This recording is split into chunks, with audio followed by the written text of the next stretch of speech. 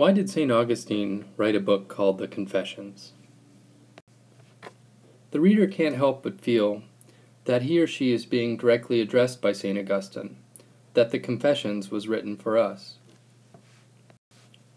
But there must be a sense in which Augustine wrote the Confessions for himself, for it is the nature of confession to have a spiritually transformative effect on the confessor.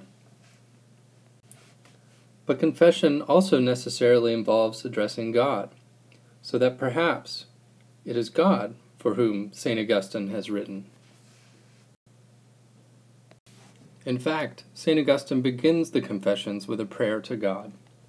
Great art thou, O Lord, and greatly to be praised. Great is thy power, and of thy wisdom there is no number. And man desires to praise thee.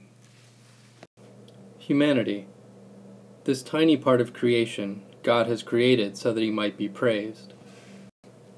Quote, Thou dost so excite him that to praise thee is his joy. For thou hast made us for thyself, and our hearts are restless till they rest in thee. And indeed, in some sense, the confession itself as a whole may in some sense be considered a prayer in praise of God and for God. It may even be that the Confessions are to God, to Augustine himself, and to and for us. But there is a paradox involved in addressing God with prayer. To supplicate or praise God, one must know to whom one is praying, but one must first pray that one might come to know God. The seeker of God is in the strange, precarious position of needing to believe before he or she believes. Quote, For it would seem clear that no one can call upon thee without knowing thee. For if he did, he might invoke another than thee, knowing thee not. Yet may it be that man must implore thee before he can know thee? Unquote. And as an aside, it is no accident that this problem resembles the paradox of inquiry we encountered in the Meno. And it is no accident that, for St. Augustine, like knowledge for Plato, God is always already in us, forgotten and waiting to be remembered. At the beginning of the semester, I explained that the overarching theme of the course is the question of the relation between self-knowledge and free will. And it may be possible to read the Confessions as an illustration of the tension between these. In our reading for this week, we see how conflicted St. Augustine is when he wishes to forestall his own conversion and struggles with himself, resisting as much as possible coming to know God and coming to know himself. At one point, before his conversion, he sees that God's presence is near, but he can't help but choose to turn away from him. He knows the light of God is near, but he does not yet want to wake up.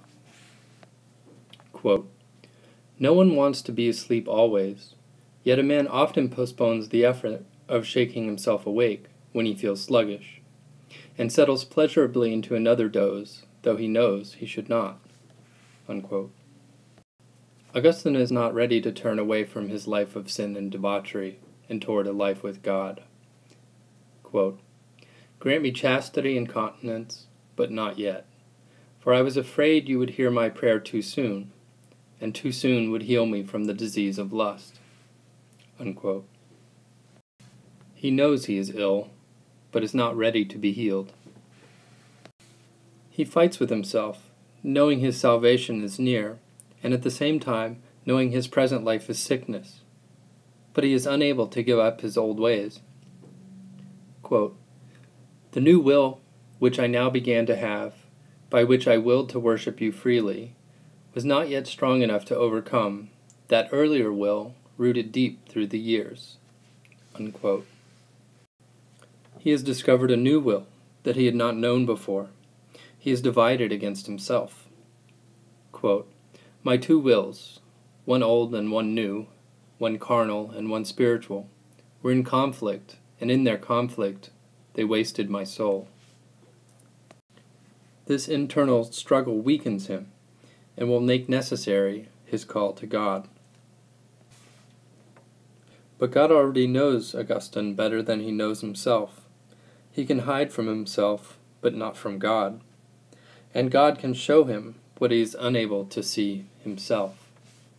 Quote, "You turned my back towards myself, taking me from behind my own back, where I had put myself all the time that I had preferred not to see myself." As long as he hides from himself, he will be unable to choose to worship God freely. And here he needs God's help to overcome himself. This is the nature of St. Augustine's inner conflict. Quote, "I have become an enigma to myself, and herein lies my sickness."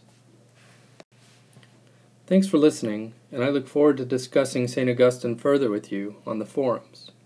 And please feel free to post any questions you might have about this lecture.